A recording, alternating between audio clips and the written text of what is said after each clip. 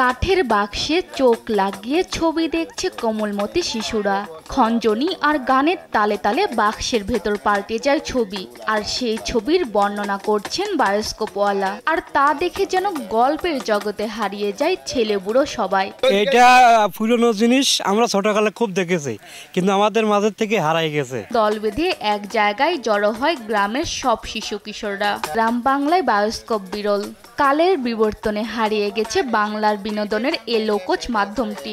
TV আর স্মার্টফোনের সহজলভ্যতায় অনেকটাই বিলুপ্ত বায়োস্কোপ নামের এ বিনোদনের মাধ্যমটি। তবুও কোথাও না কোথাও কেউ একজন থাকে। তেমনি একজন ঝিনাইদহের শৈলকুপা উপজেলার বগুড়া গ্রামের অলিয়ার রহমান এখনো টিকিয়ে রেখেছেন ঐতিহ্যবাহী এই পেশাটি। 40 বছর আগে থেকে শুরু করেছিলাম, তখন মোটামুটি চলতো।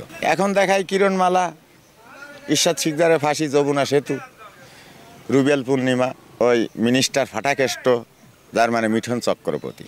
আর শুরুতে দেখাতাম বেদের মেয়ে জোৎস্না। প্রায় 40 বছর ধরে বায়োস্কোপ দেখিয়ে আসছেন অলিয়ার রহমান।